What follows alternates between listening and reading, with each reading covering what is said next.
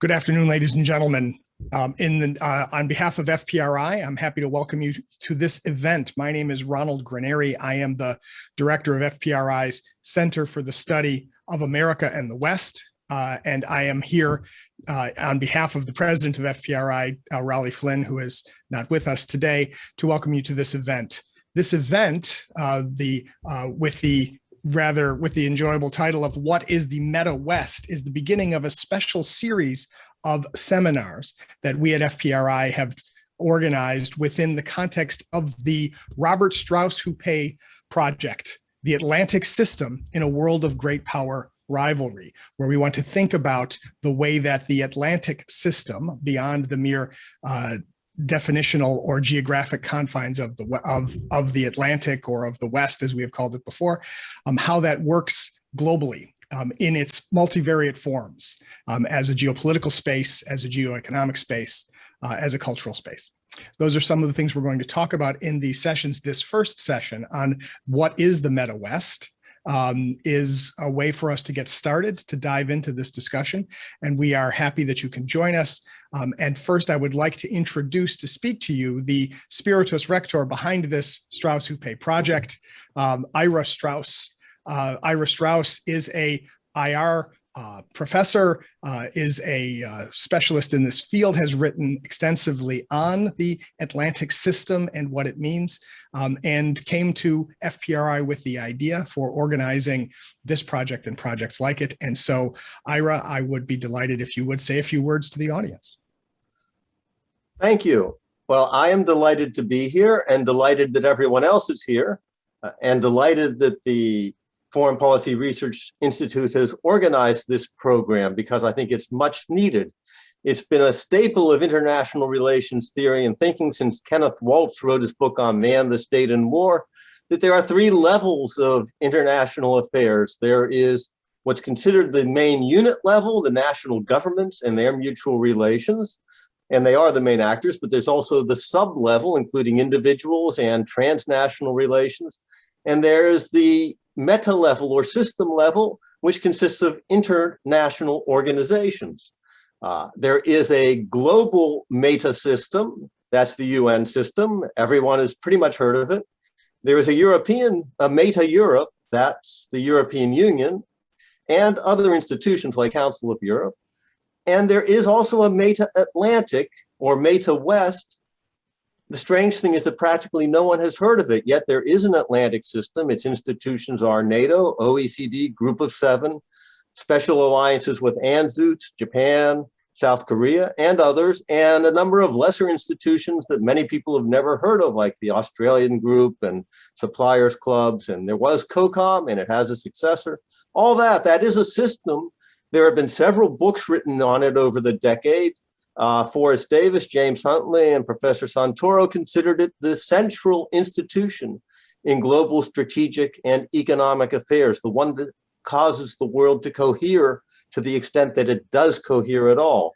And I think there's something to that which makes it the stranger that it is so little known, and the better that the Foreign Policy Research Institute is now running a program on it so that it will be better understood.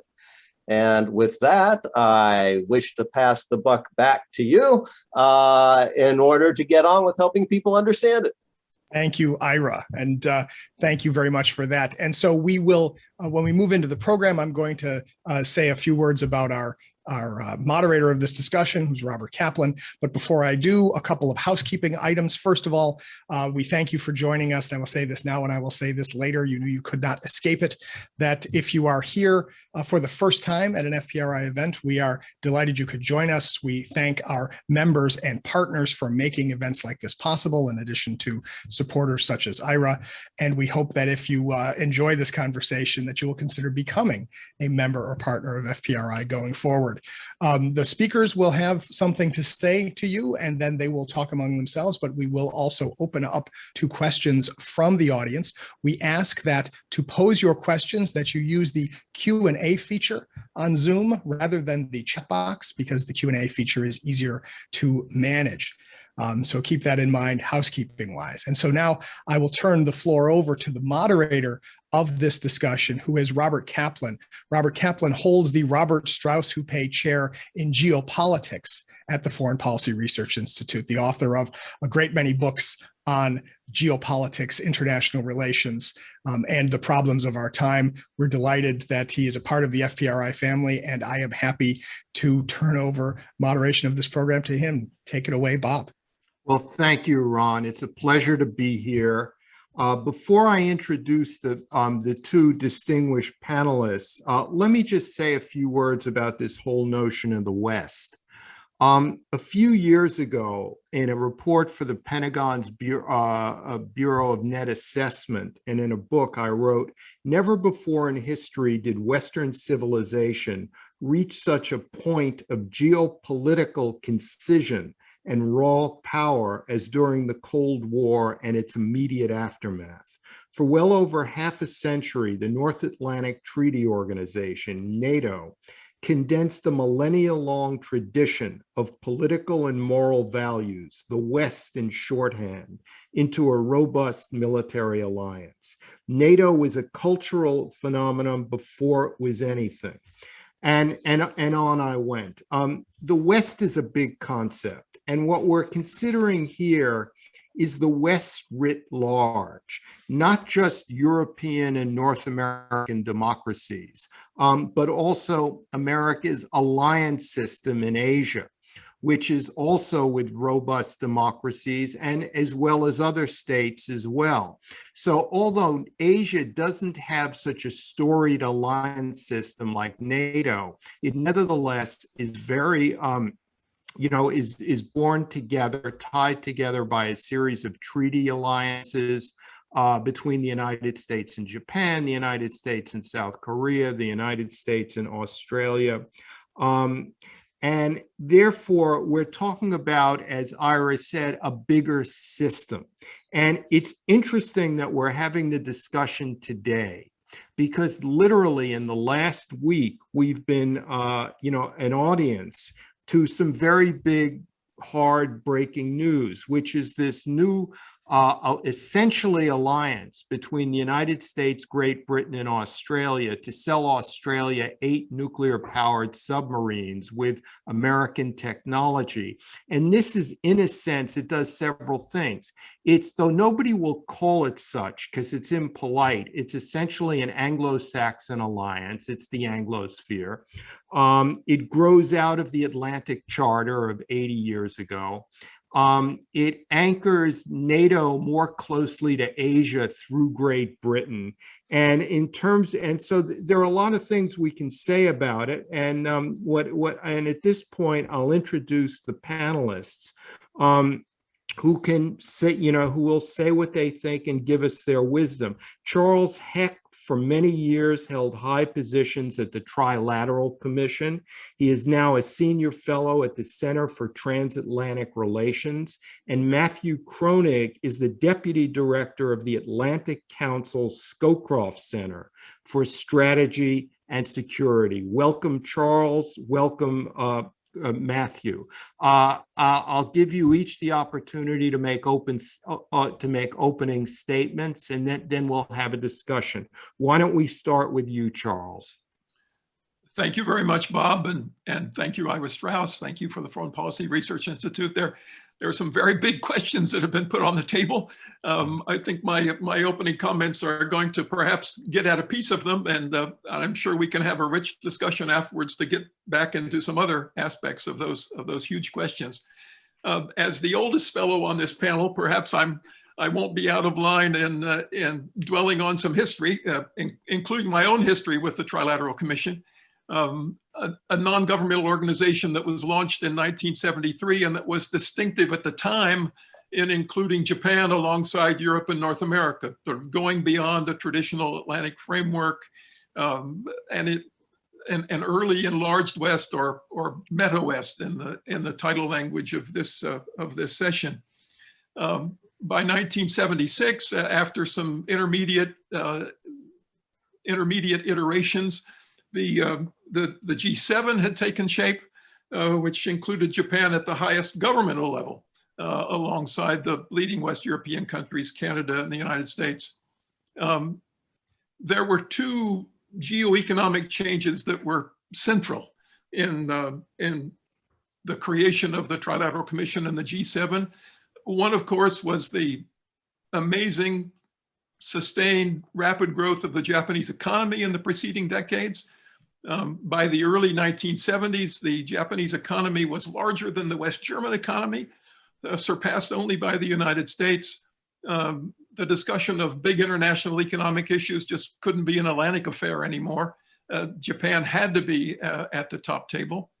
The second big change, which perhaps we think about less, is the less singular, less dominant position of the United States. An ongoing change that, at least in American eyes, called for adjustments in relations with Japan and the big European economies.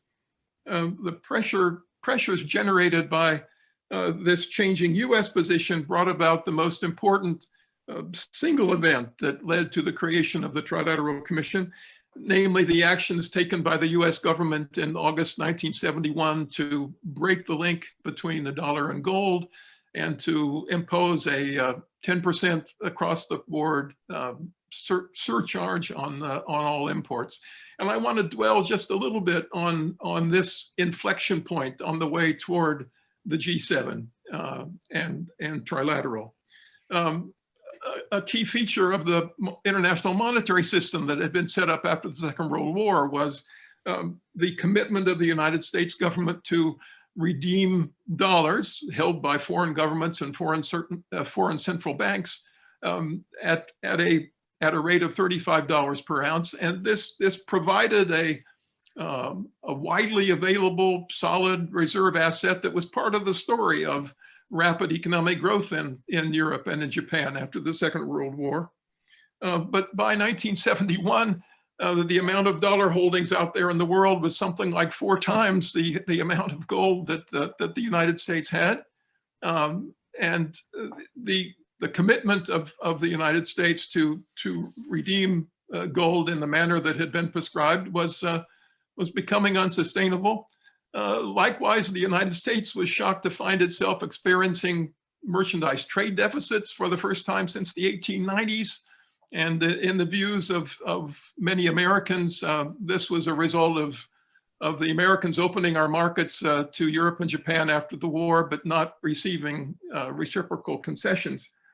If a Donald Trump style president had been in office in 1971, perhaps he would have just imposed these Nixon shocks and stood back to observe the wreckage. But the Nixon administration and the American leadership more generally wanted to work out new arrangements with these countries that were not only trading with us, but were vital allies.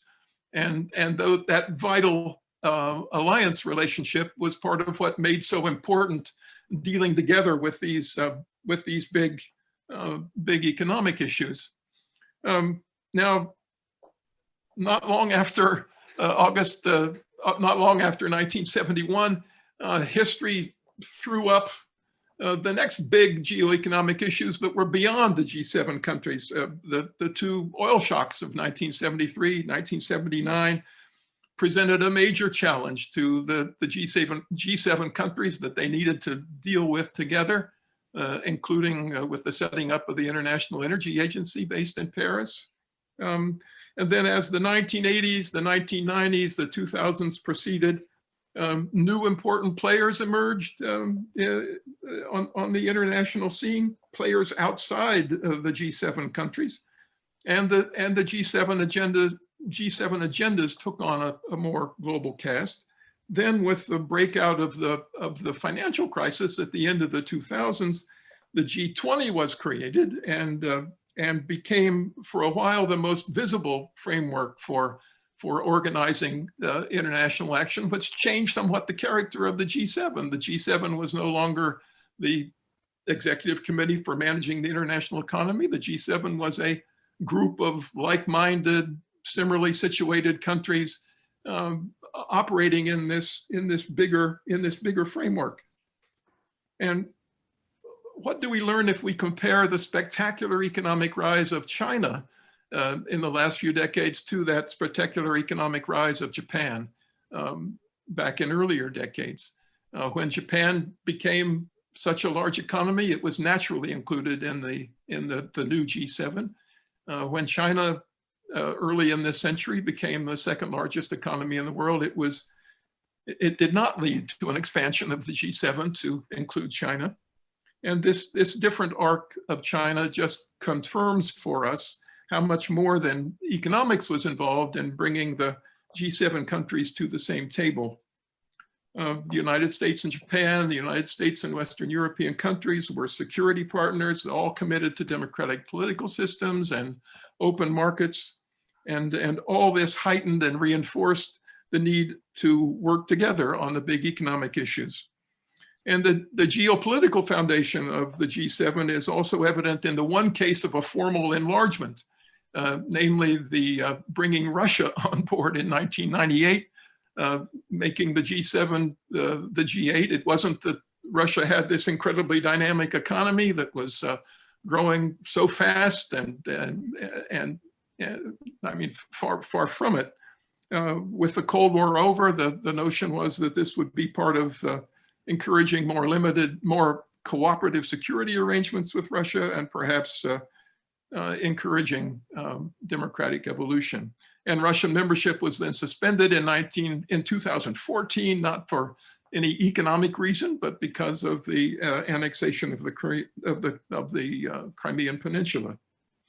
So why isn't South Korea by now included in the G7? One can make a good argument for that. It has also experienced a spectacular rise in its economy. It's now its economy is now the 10th in size in the world, just after Canada. Like Japan, it's a security partner of the United States, committed to democratic politics and a market economy.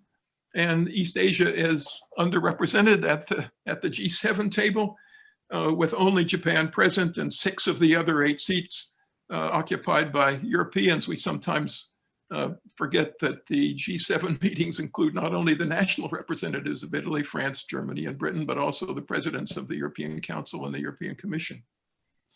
I don't know of official discussions about including South Korea in the G7, but I can imagine that this would founder for the same reason it could not work to include only South Korea when it was time to expand the Asian side of the Trilateral Commission in the late 1990s. Relations with Japan, between Japan and South Korea, are too complicated and too bitter. There's been nothing in East Asia like the European integration movement in Europe that provided a frame, and NATO that provided a framework for reconciliation between Germany and France. Japan's colonization of Korea remains too raw. And we could only expand beyond Japan in the Trilateral Commission when we included not just South Korea, but also a number of ASEAN countries and Australia and New Zealand. Well, we're now in a new period of great power rivalry, and I'd like to take a few more minutes, if I can, just to... Yes, Charles, just, try to be brief here so that we can move on. Yeah, I'll try to race through a comparison of the challenge for the G7 countries of rivalry with the Soviet Union during the Cold War compared to rivalry with China now. Sure. And first, rivalry with the Soviet Union was easier in that, at least from the late 1960s, China was distancing itself from the Soviet Union and opening relations with G7 countries. Rivalry with China now is more complicated with the close ties between Russia and China. Second, rivalry with the Soviet Union was easier, at least from the late 1970s, in that the Soviet Union did not present a successful model of development to the rest of the world, whereas China presents an example of remarkable economic growth, lifting hundreds of millions of Chinese out of poverty. It used to be said that there was no ideological difference between China and the West that made this different from the Cold War with the Soviet Union, but that is changing, particularly under Xi Jinping, and there's China is now being described as a system competitor or a system alternative. And third, the rivalry with the Soviet Union was easier given the relatively weak economic links between the Soviet Union and the rest of the world during the Cold War.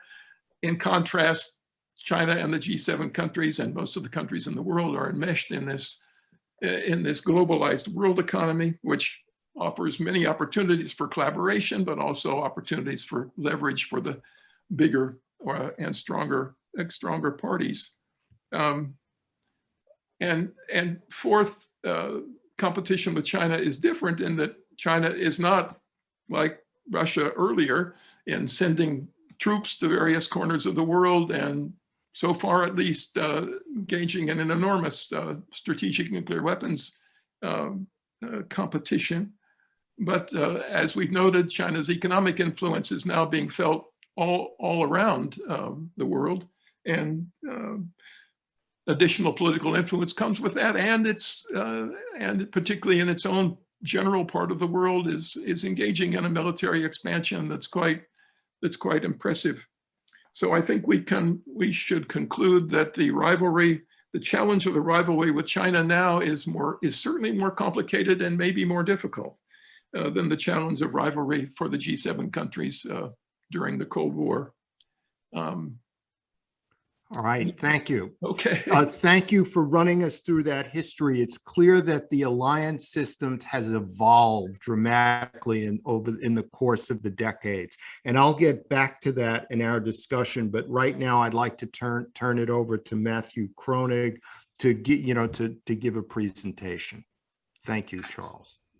Great, thank you very much, Robert, and thanks to IRA and the Foreign Policy Research Institute for organizing this event.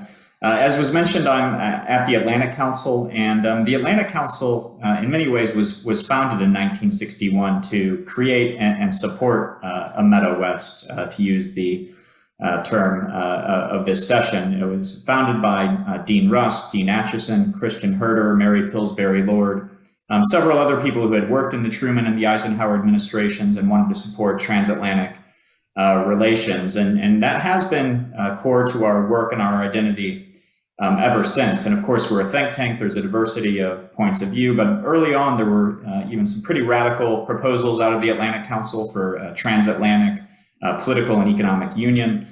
Again, it still influences our work today, including a large body of work on the rules-based international system, the future of the rules-based international system.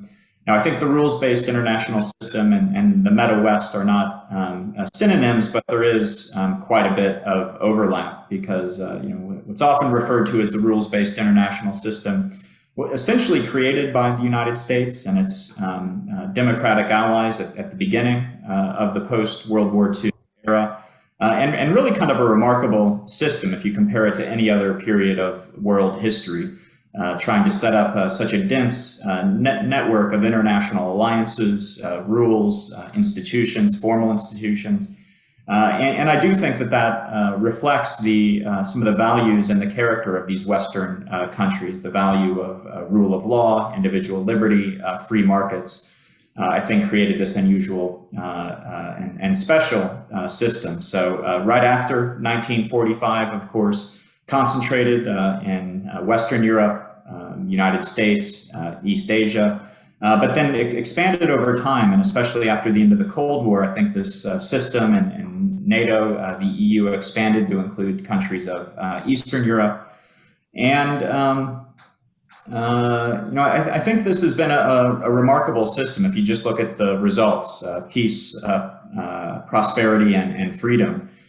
So before 1945, of course, we had many great power wars. Since 1945, zero great power wars. Many reasons for that, nuclear weapons. But I do think that this dense alliance system led by the United States, providing stability in Europe and East Asia, has been a major cause of that. Second, the prosperity.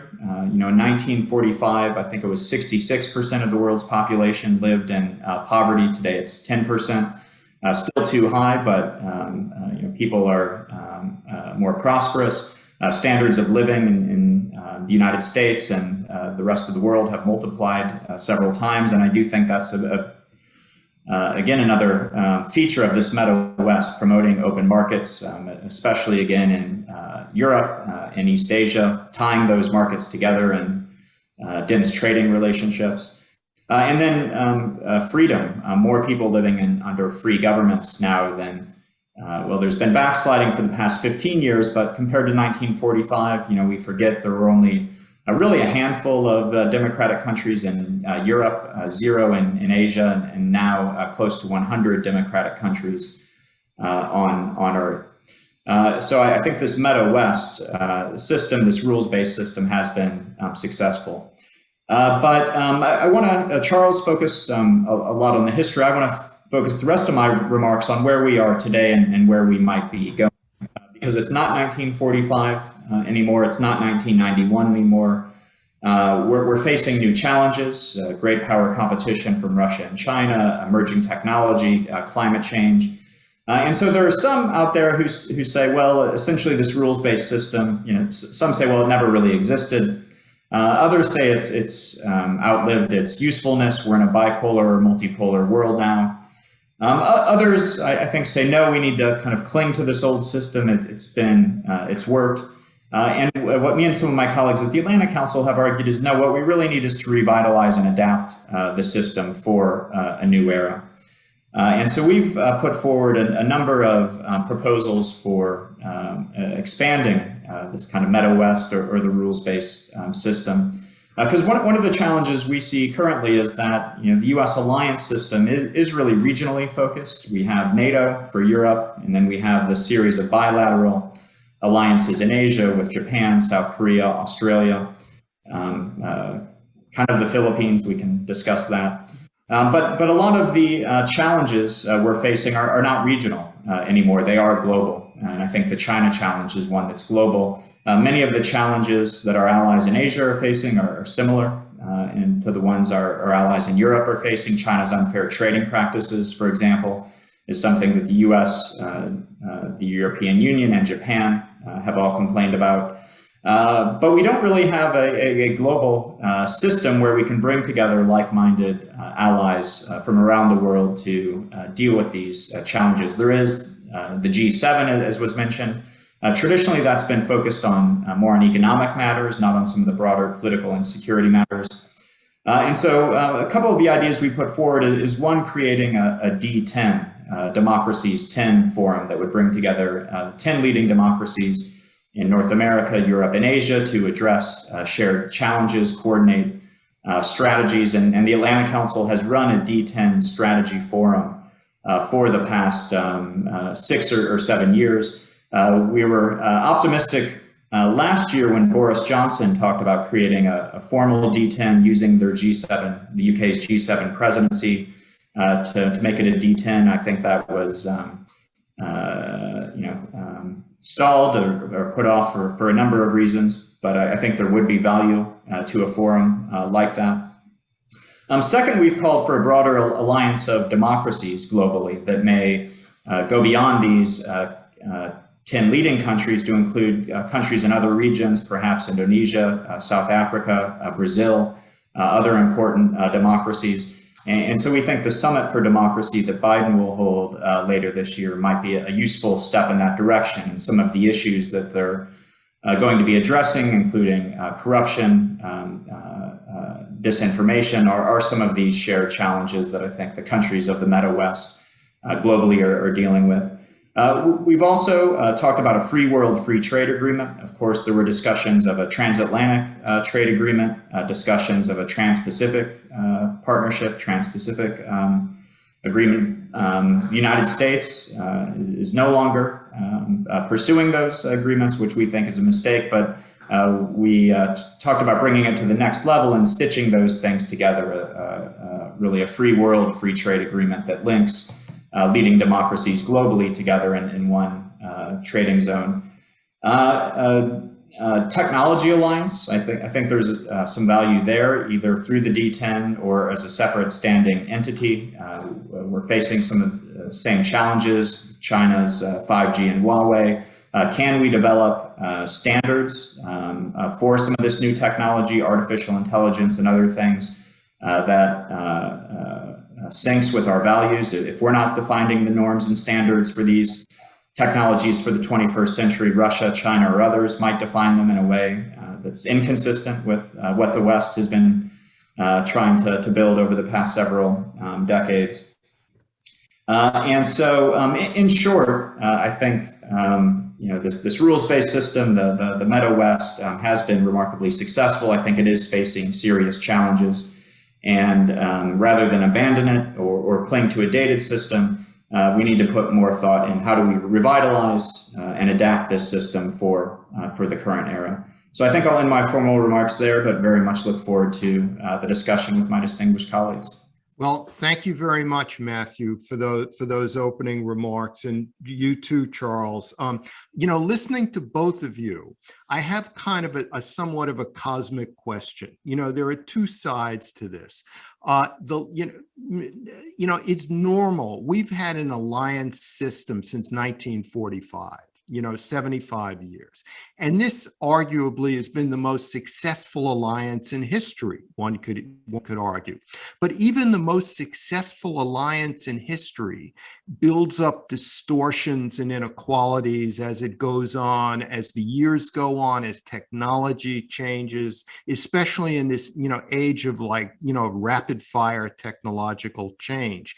In 1945, America was rich. The 1950s, the suburbs blossomed. American lifestyle was very wealthy, while Europe was just barely recovering from World War II. The United States did not have its infrastructure destroyed in World War II, like Japan, like Europe, essentially. So for the American people back then to bear such a heavy burden of the alliance seemed natural. But over the decades, was President Trump completely wrong when he said America is getting a raw deal? The way he put it sort of delegitimizes it. But is it this thing or the other? Is it that the American people have been getting a wrong deal and we should demand more of our allies?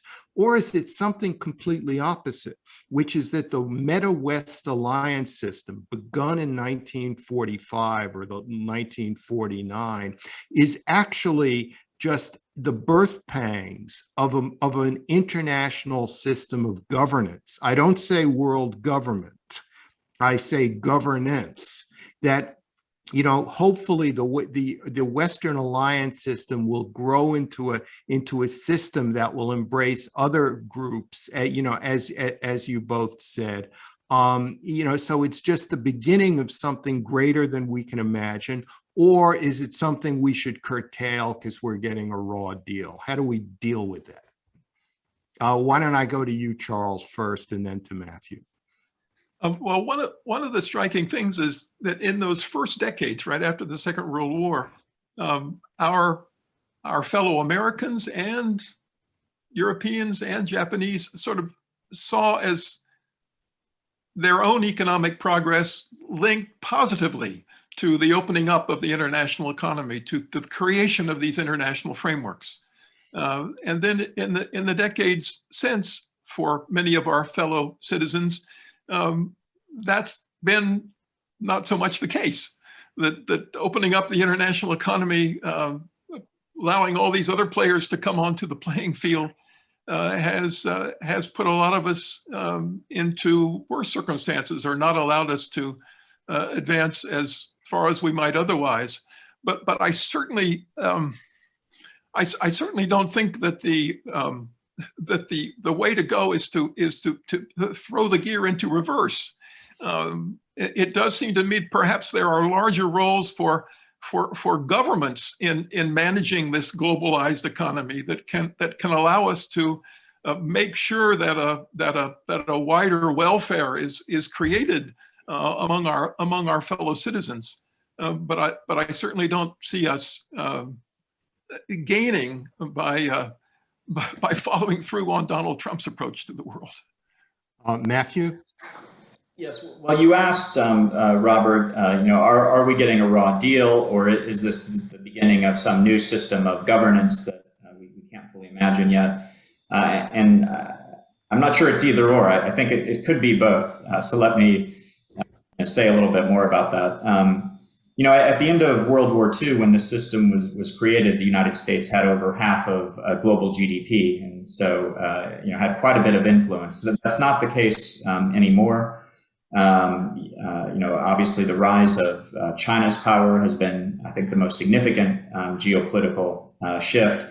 U.S. power has declined since in the immediate aftermath of World War II, but it's been about between 20 and 25% for several decades now, and holding steady. So if it's just the United States against China, that's 23% of global GDP against 16%.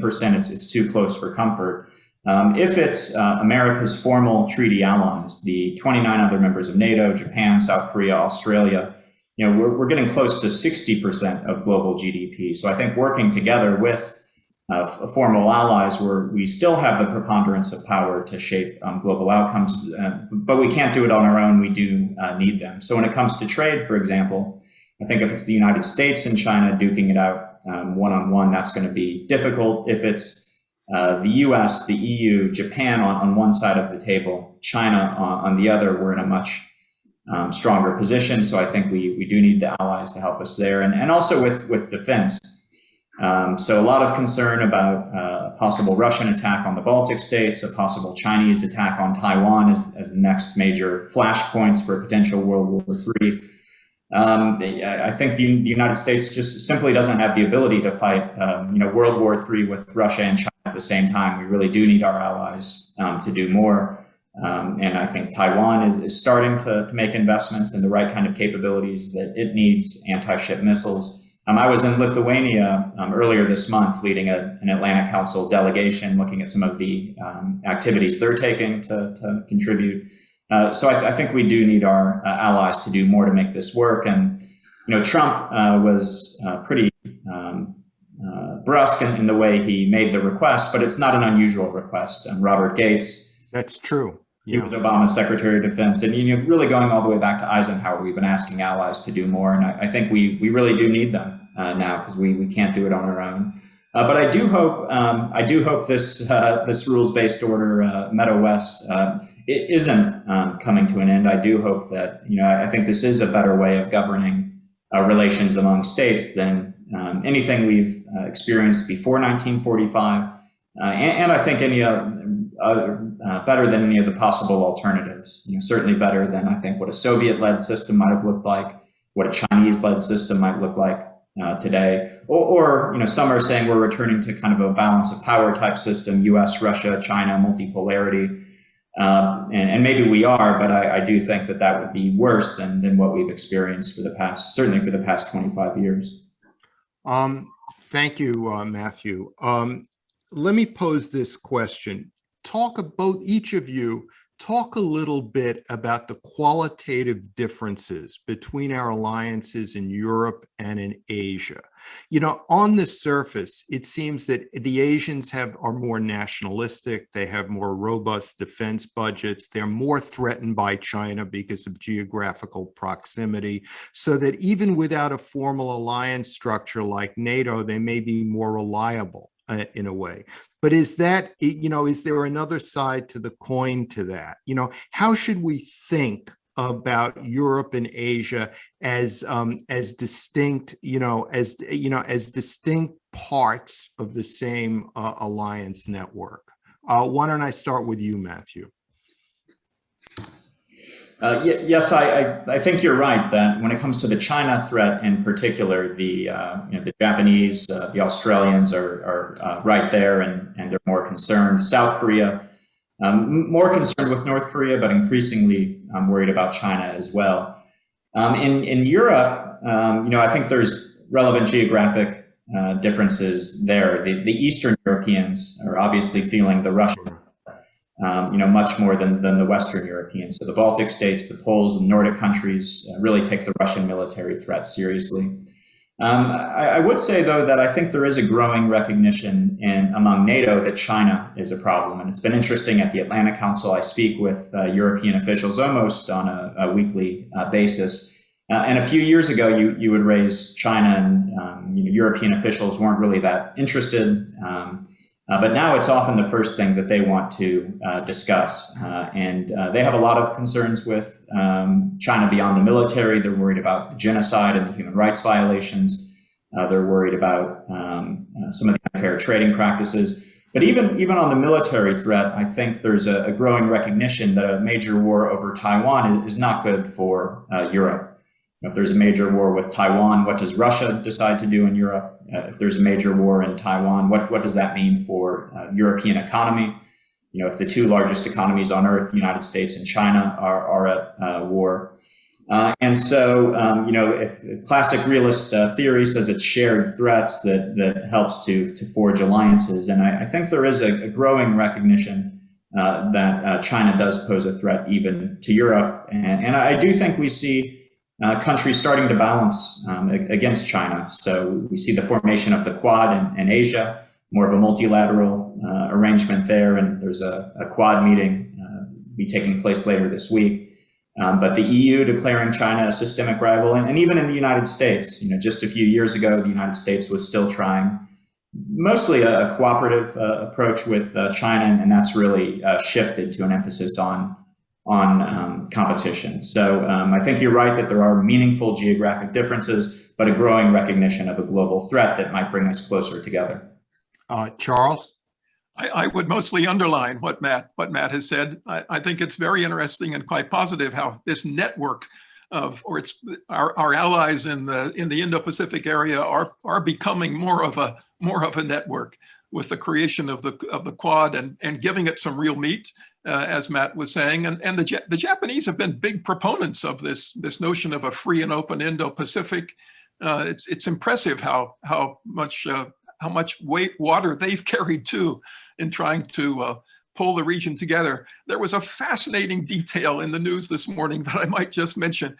We talked a bit about trading arrangements, and there was this Trans-Pacific partnership that the United States was absolutely crucial in negotiating, including Japan and all sorts of other countries in the East Asian region. And when we backed out, Prime Minister Abe picked up the ball and continued the negotiations, and there came into being something called the Comprehensive and Progressive Trans-Pacific Partnership that included a lot of the meat of the old arrangement, even without the Americans, and the door was always open, left for the Americans to come back in. There was a news report this morning that the Chinese have applied to join the Comprehensive and Progressive Trans-Pacific Partnership, which probably won't happen given the aspects of the Chinese economy. But it was quite an interesting, and the UK has a few months earlier also applied to join this partnership, another indication of Europe's greater awareness of the challenges of the Indo-Pacific region.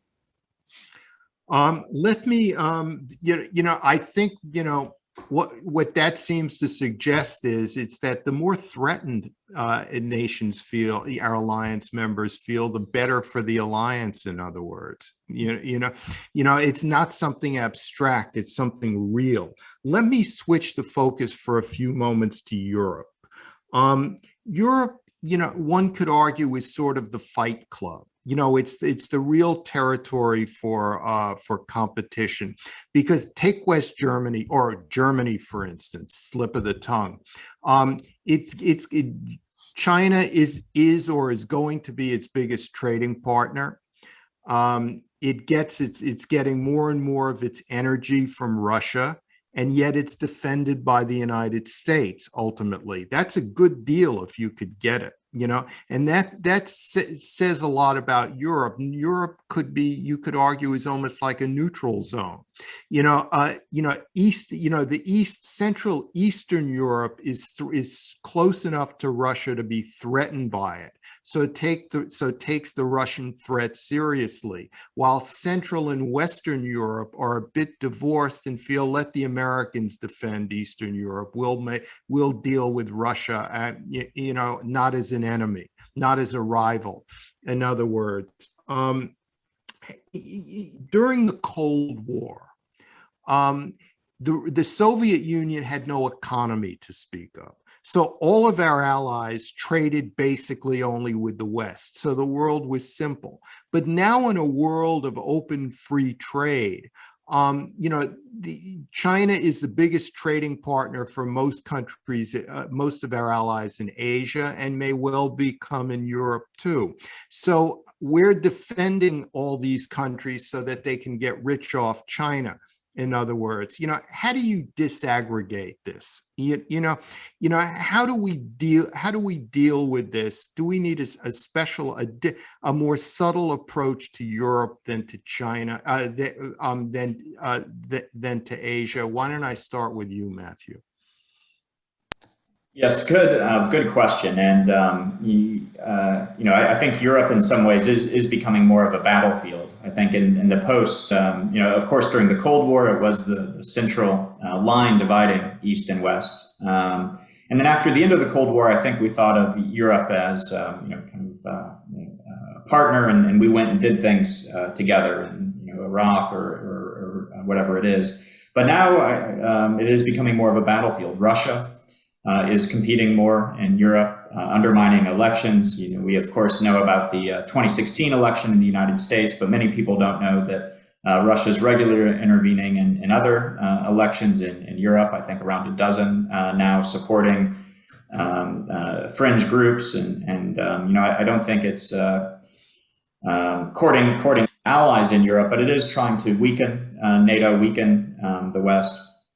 And then China as well, and maybe most notably was China's China's now 16+1 initiative to develop closer ties with the countries of Eastern and Central Europe. It was the 17+1 group. 17 of these countries plus China recently became the 16+1 group because Lithuania was the first country to withdraw. So I think it is more competitive. On the China trade, this is a real challenge, and even the United States is economically dependent on China in many ways, on China to buy our treasury bonds. And so, but I guess I don't see the current status quo as sustainable. And I think as the competition intensifies, that we will see a move toward decoupling, and I think we've seen that already. Now, some people say, well, we need a hard decoupling. This doesn't make any strategic sense. Others say, no, everybody's getting rich. What's the problem? And I think what makes sense and what we'll likely see is more of a selective decoupling. But I think there will be certain sensitive national security areas where we do need a hard decoupling, and I think we're making some progress on that. The United States has made progress in convincing many European allies not to install Huawei 5G technology, for example.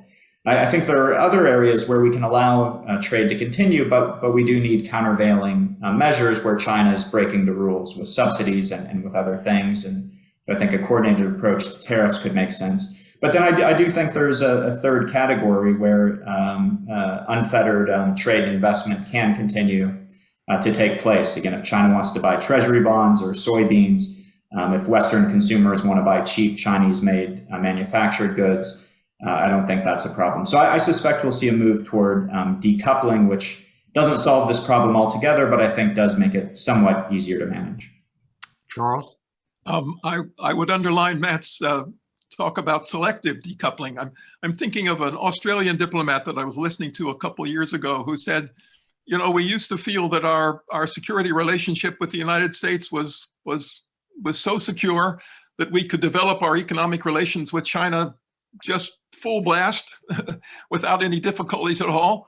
But Australia, for instance, is finding that the Chinese are sometimes using these economic connections to apply some real pressure on key political matters. And so the Australians are waking up too to the fact that they've got to be more selective in the way they develop this relationship. And I think that's happening. That's happening in Europe to a greater extent too. The Lithuanian government has formally withdrawn from the arrangement, as Matt mentioned, but the Draghi government in Italy has pulled back considerably from the way the previous Italian government was relating to that Chinese arrangement with 16 European countries. Yes. Do we live in a bipolar world again, like during the Cold War? Or is it a bipolarity with an asterisk, the asterisk being Russia? In other words, because if it's more than a bipolar world, it would seem that things are more unstable and that alliance management becomes more complicated. It's not just, China may be a bigger threat than Russia, but that doesn't mean that Russia does not rise up to the level of great power status and is a threat all in its own way, again, as both of you said, on Central and Eastern Europe in particular. So how would you define the situation we're in now in international affairs in terms of the challenges that this MetaWest faces? Why don't I start with you, Charles? Well, I think it is a much messier world now. The division is not so clear, and that adds a lot of complexity to the situation. Just in the previous discussion we just had a minute ago, one has to be more refined in thinking about all kinds of things. Before I go to bed at night, sometimes I think about the global issue of climate change, which we're all going to have to deal with in some way down the road. That's a way in which the world is more and more integrated, and a reality that somehow needs to be reflected in the way we approach each other. Matthew? Yes, well, in addition to my role at the Atlantic Council, I'm a professor of international relations at Georgetown. And the unipolar, bipolar, multipolar framework is useful, but one of the problems is I don't think IR scholars have done a great job of defining how do you tell the difference?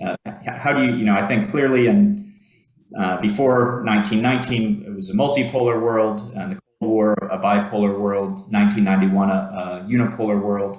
But where are we right now? And I ask my students this, and I hear compelling arguments for all three. Yes, it's unipolar still. No, it's really bipolar with the U.S. and China, or it's multipolar with Russia and others. So I guess I'll answer in two ways. One, I think that Russia and China do pose significant challenges, and I could tell a plausible story about how we're in World War III with either country by tomorrow afternoon. And so I think in that way they are major powers. We could be in a major war, and we might very well lose, as the 2018 National Defense Strategy Commission report stated.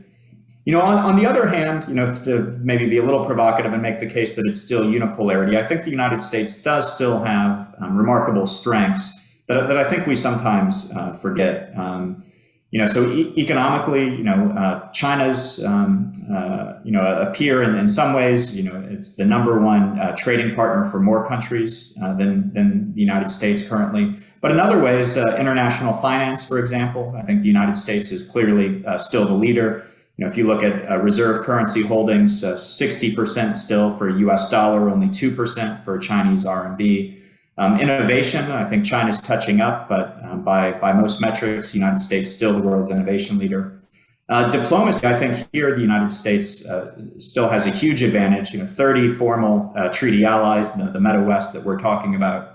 China, depending on how you count, 0 or 1 formal treaty allies. They are gaining more influence, but I think we are also seeing that their heavy-handed diplomacy is beginning to provoke a backlash in many places. Soft power, University of Southern California has a soft power 30 ranking. The United States has been in the top 5 for the entire history of this survey. China, I think, is currently at 30.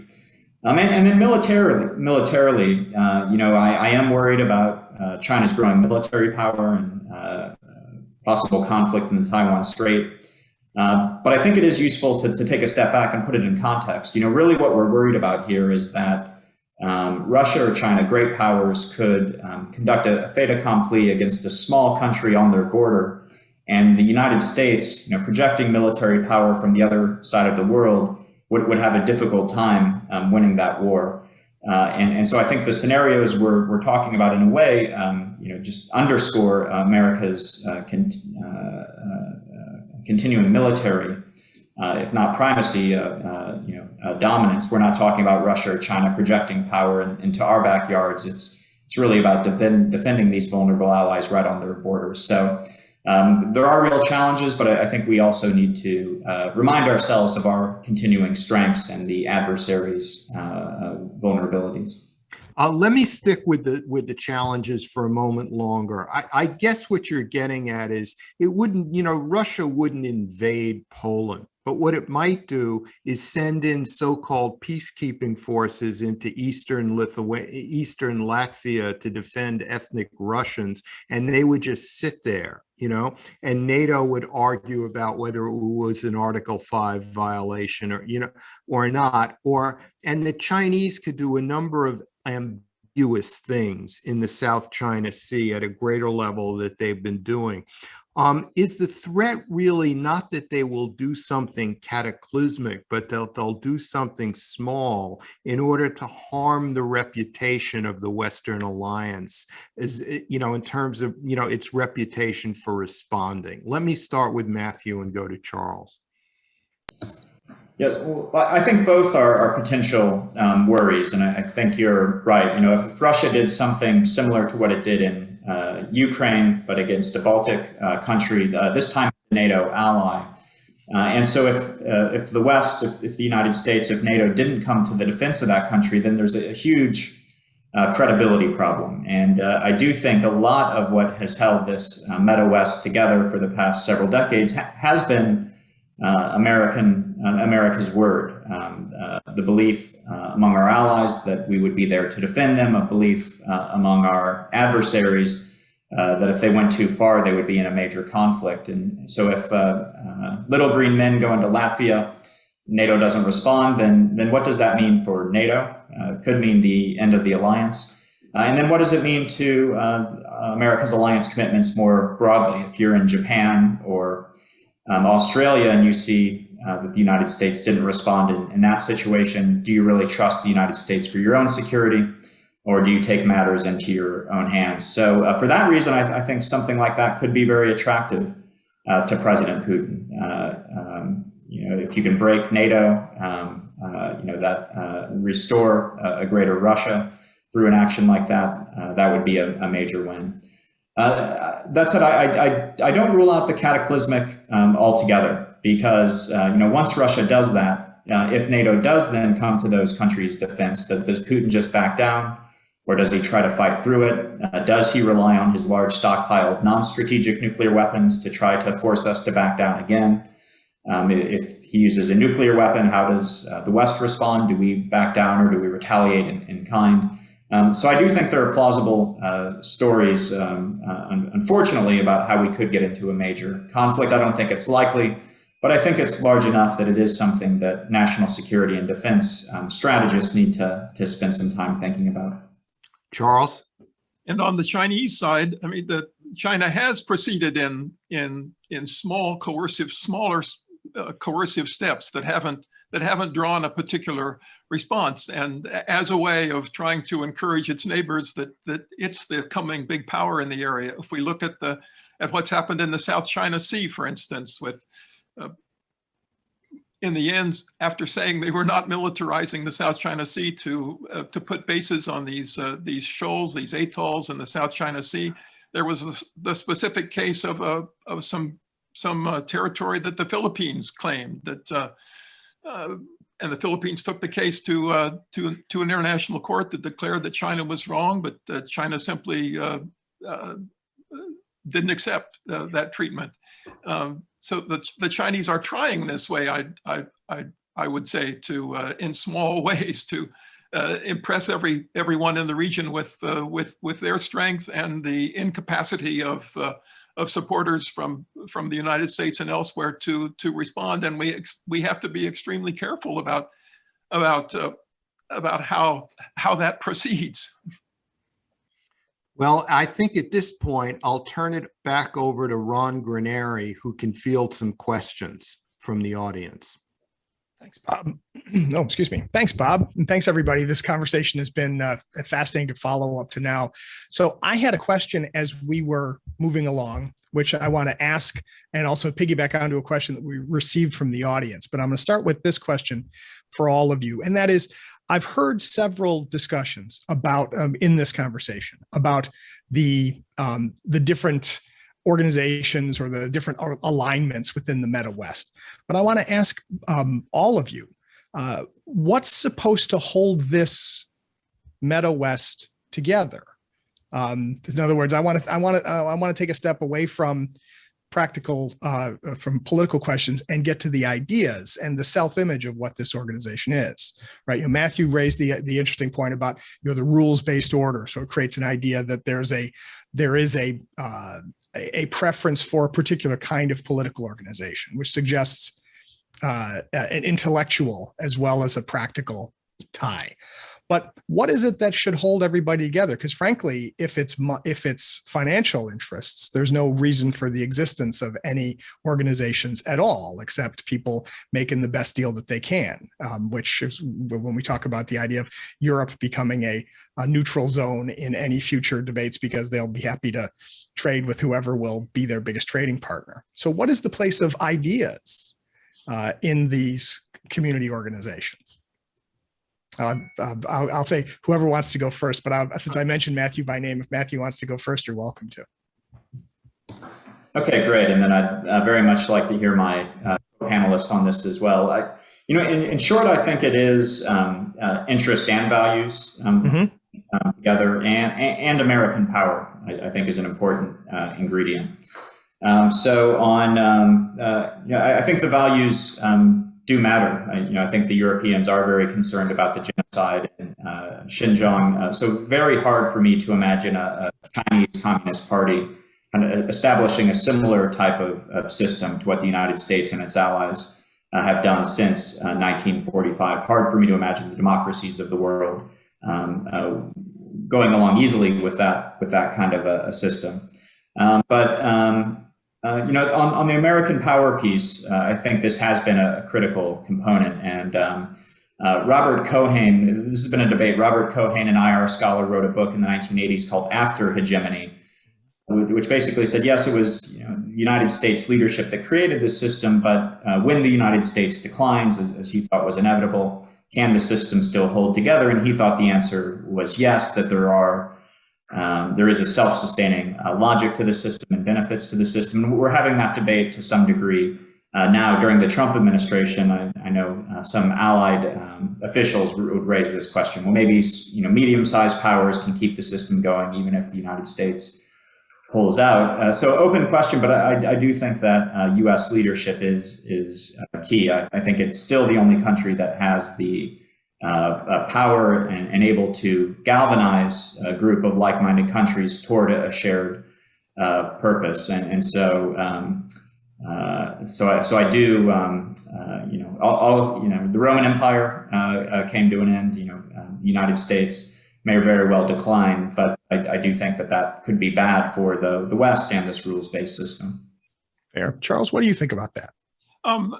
It seems to me that values have been very important. I mean, historically, certainly, coming out of the Second World War, having a shared belief in democracy, a shared belief in open societies, and that these are the societies that function best, that work. And one of one's concerns in the current situation, with there being somewhat of a democratic recession in the world, and with the United States even within among our fellow citizens, there seems to be less value given to some of these fundamental democratic ideas that have been not only the bedrock of the United States, but the bedrock of these alliance relationships. So I'm concerned about the erosion that's conceivable on this front. And in my view, it has been a very important part of the health of these alliances. Bob, please. Yeah, there's no question in my mind that this alliance system, this meta alliance, can only be held together by a leading power. You have a classroom is held together by a teacher, a committee, by a committee leader, and that leading power has to be the United States. I think if the United States precipitously declined in military, economic, diplomatic power, the whole alliance structure could be at risk. Devalues play a role in the alliance, of course, but it's a struggle. Henry Kissinger wrote in his first book when he was 26 years old that that policy is made by combining interests and values. It's not just what is just that matters, but what is possible. And whereas intellectuals can concern themselves only with what is just and therefore have easy lives, the policy practitioner has to also deal with what's practical under the circumstances. So what that boils down to, in my mind, is human rights has to be a big part of what we do, but it can't lead off the discussion behind closed doors. It's on our list of things to bring up with rivals, with adversaries, but it can't always be number one. Without any human rights concerns, we're reduced to the one-dimensional realpolitik of the Chinese, essentially. If we're totally driven by values and human rights, that creates problems all by itself because it may be unsustainable, essentially. So it's a matter of a balance of having human rights and democracy high enough on the agenda in order to define us as different from the Russians and the Chinese, but at the same time not completely control everything that we do. Well, and you raised that interesting point there about the question of sustainability, right? Because there are things you can do. Right, you might have the power to do them, but do you want to do them? Right, the United States had the power physically to keep 3,000 troops in Afghanistan for a lot longer, but eventually you reach a point where, sort of intellectually, politically, it becomes a matter of will. Right, is this really important enough? And so I guess that's the thing that I'm curious about, right? Where is that bedrock, right? Because you talk about setting balances. We talk about wanting to value these things. We talk about values, but values have costs, right? They can have practical costs, right? Otherwise, they don't have any value. And so if you're going to decide that something matters, then you're going to have to be willing to let that shape what you do. And so I guess the question I want to leave out there as I move on to this question from Jim Gately is, has this MetaWest in part sort of developed coasting along on American power without anybody having to really think about what they're really willing to pay for it? And the assumption that we can have disagreements, but it'll always be there. These arrangements will always be there until one day we realize they're not there anymore. Right, the French might get so angry about the submarines that they suddenly announce that they call the entire transatlantic agreement into question. I'm going to put that there for you to think about as I also bring in this question from Jim Gately, because it's related to this. And that is, Jim asks, is the West, this MetaWest, these organizations, are they making a mistake by apparently not reaching out and let's say cultivating new and broader members? He mentions India, Mexico, Brazil, right? Countries that don't come immediately to mind in these councils of these organizations, but that are quite important and in their own way can be included in the West. And so how do we think about the addition of other partners? What exactly are we appealing to those partners, and what is offered to those partners for being led into this group, right? Because back to the idea, what's it all about? If it's just about trade, they might as well make a deal with somebody else. But if it's about more than trade, what is it? And what are we appealing to them for?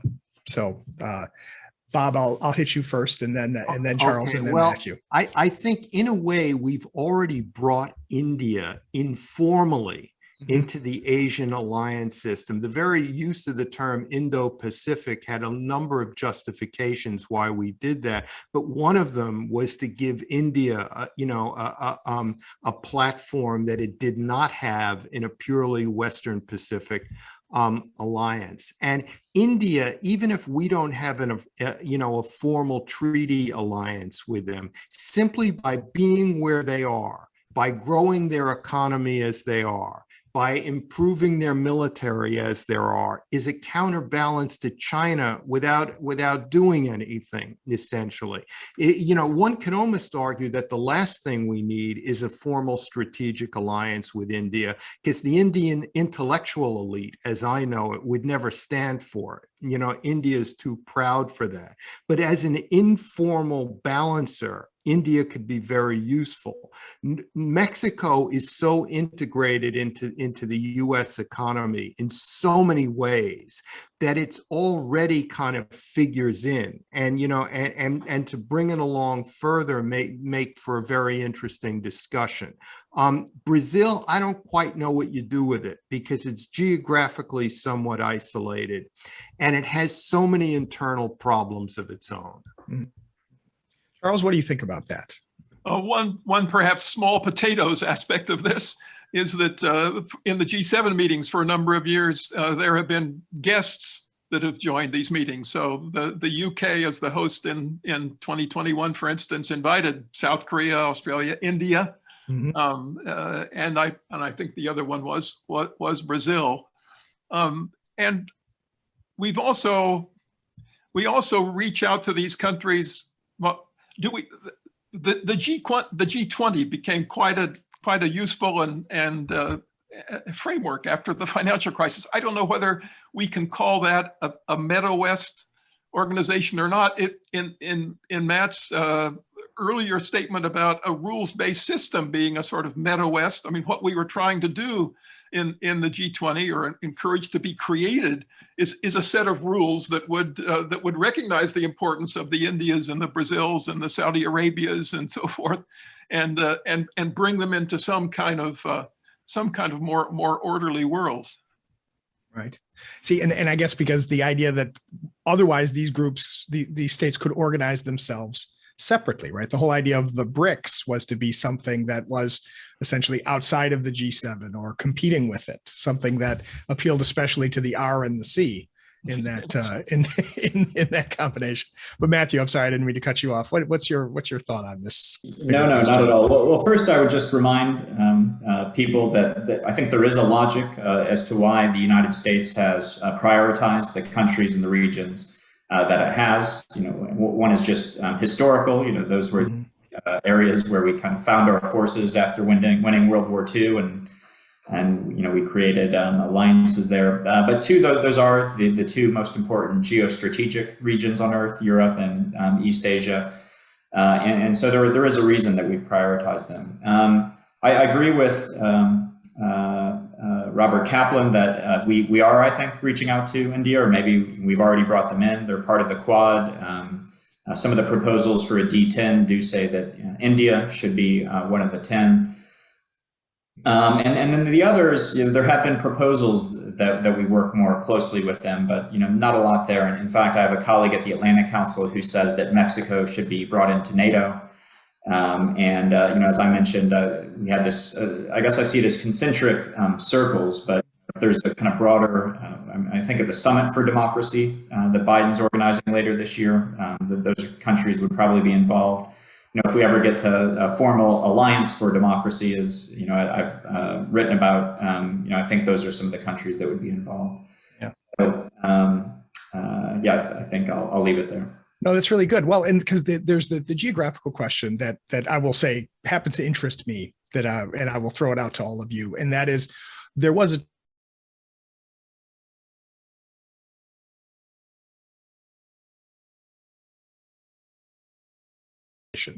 that their vision of the world was a north-south vision, and they imagined that the Western Hemisphere should be developing ideas, cooperative ideas, and in a way, right, the creation of, or the rediscovery and the enforcement of the Atlantic shifted the vision of American geopoliticians, United States geopoliticians, back to Europe and away from Latin America.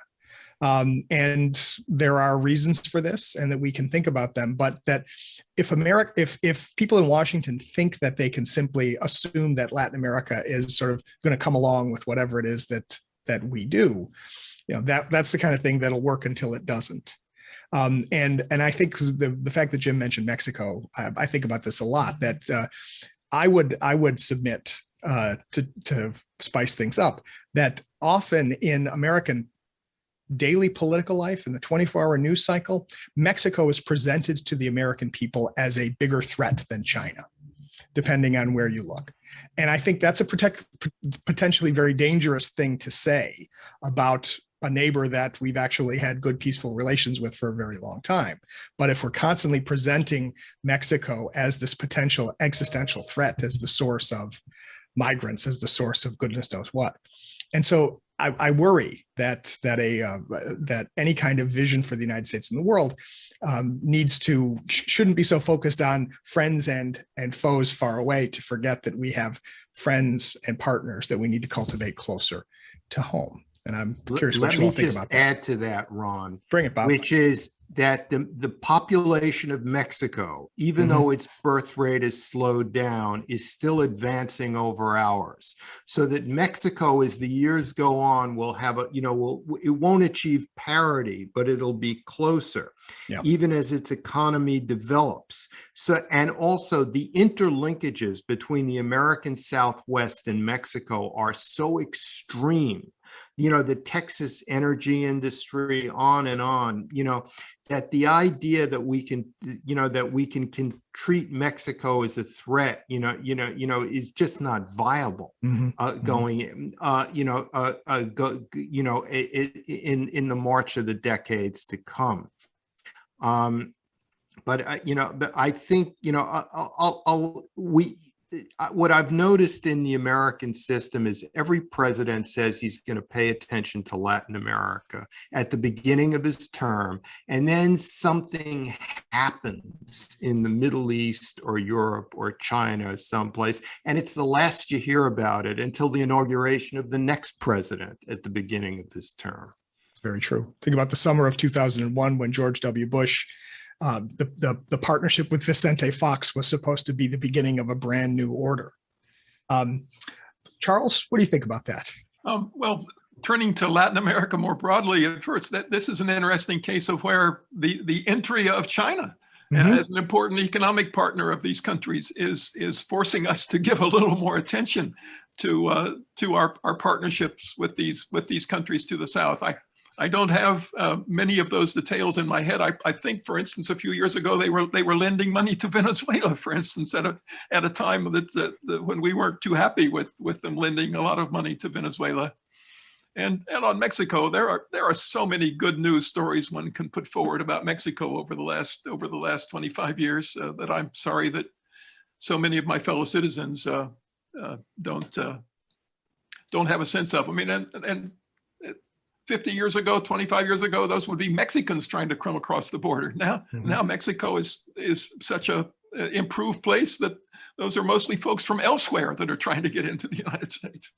Excellent point too. True. Can I raise a question? Oh, please go ahead, Bob. To all of you before we go, which is as Matthew pointed out earlier, complaining about our allies is something that started before Donald Trump, and Robert Gates, especially, as Matthew said, was very pointed, where he said, if you guys don't increase your defense budget, sooner or later there'll be a crisis. And that was very clairvoyant because the crisis came with President Trump. Going forward, can we expect our allies in Europe to increase their defense budgets? Because what do and I'll be a bit facetious here, what do the Spaniards or the Portuguese or the Italians care about troops and tanks and conventional weapons against Russia, which will never attack them? When they think of defense, they think about migrants, terrorism, things like that. So that's just a question I'd like to throw open to all of you. Well, I'll say a little bit. I mean, I wish Emmanuel Macron success to some extent in his efforts to organize a more robust, integrated, strategic posture on the part of Europe. I mean, the problem I think is not just defense budgets, but the integration of the efforts of different European countries into to make the whole much more of something than these individual pieces. There's so many reasons why the Europeans should be doing more to bring themselves together and develop a stronger European security posture to the rest of the world.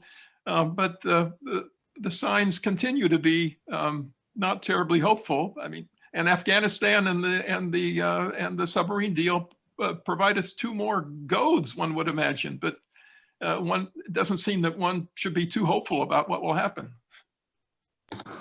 Well, I'll answer the question kind of reporting from my recent trip to Lithuania. So Lithuania is one of the countries spending over 2%. They actually have plans to go to 2.5% in the coming years. But that only that comes to about $1 billion a year because it's a small economy. So contrast that with the U.S. defense budget of 600 or 700 billion a year. So there's only so much these small countries can do, and Lithuania is buying things that make sense for its defense. Sometimes we complain that allies want the shiniest new technology, not things that actually make sense for their situation. I think Lithuania is buying things, but it's basically personnel, armored vehicles, sniper rifles. There are 39 tanks in Lithuania right now, 29 American tanks, 10 from other NATO countries, and 0 Lithuanian tanks. So I guess a long-winded way of saying, Robert mentioned Portugal, but I really think, it is the major economies that matter to this question. It's the Germans that really need to spend 2% or more on defense to make a difference. And I do think there's some evidence that they care. The Enhanced Forward Presence NATO group in Lithuania now is led by Germany. I met with the German commander leading that group, but I think Germany and the other major European powers are the ones that really need to spend more on defense. And I think it makes a lot of sense strategically for this bigger MetaWest alliance. If the United States needs to focus more on China, which I think we do, then we need the major European countries to do more to defend Europe. Well, and I guess that brings us back to the question of, is there a common sense that we are all in this together? That in a way, right, the more we talk about the MetaWest, the more we talk about China, the more the danger is that the Europeans will say, well, this is not our bag, right? That focusing on, say, the Russian threat in Lithuania does keep the Lithuanians focused. And this is why for this first discussion in this series, right, we wanted to get at these questions of, what does it mean to think about all of these different kinds of organizations as being linked together in some kind of a larger project, right? And how should we describe that project, both in order to keep the sort of existing organizations in some kind of harmony with each other, and potentially to attract other states, other communities, other organizations to feel like they're part of it. I don't know, perhaps a good way, since we just have a couple minutes left, right? A final question for the panel is, should we be optimistic about the future of the MetaWest? Or are we in danger of reaching a point where it may fracture into its along the various fault lines that we've already discussed? Well, I'll be very short. I think there is, I'm relatively optimistic about the future because I think there are threats, and the threats will continue. They're not going to disappear. China is not going to implode tomorrow. Probably not either is Russia, though Russia is less institutionally developed than China is. So I think because of, the Chinese and Russian systems have miles to go yet, I think in the near term or the middle term, the MetaWest certainly has a future, and I'll end it there. Great.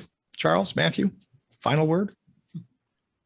I guess I share Bob's basic optimism. I mean, part of it is just it's an article of faith for me to some extent that this is so important that it needs to be advanced, even though one worries at the same time about the cracks that one can imagine going forward. Good. Well, I am worried, but I share their panelist optimism. I think there are real dangers. Nobody can predict the future. This may go very poorly, but I'm relatively optimistic, in part because, and I can't believe I haven't mentioned it yet, but I published a book last year on democracy versus autocracy and great power rivalry. And I think our systems, do have some real strengths. So I think in this major cleavage between the MetaWest and these autocratic challengers, that we're, for all of our faults, we're better positioned than they are, and I think we'll make it through this challenge just like we did to past challenges from the Soviet Union, Nazi Germany, and others. Well, that kind of optimism is always a good place to end a conversation like this. We certainly we've discussed the complexity of the MetaWest, and we think about its future. Please, for our audience, to remember that we will have 3 more seminars relating to aspects of this big question about different shapes of the MetaWest. And we also plan with the Robert Strausz-Hupé Project on the Atlantic system in a world of great power rivalry that we intend to find different ways to analyze and discuss the ways that this system has functioned, can function, will function in the future. For today, we thank very much. We thank Bob Kaplan for leading this discussion. Thank you, Charles Heck. Thank you, Matthew Kronig. But especially thank you to our members and partners who make this possible, both everything we do at FPRI and this particular event. We hope that you will, if you have liked what you've seen today and you'd like to see more of it, that you will consider supporting FPRI in the future.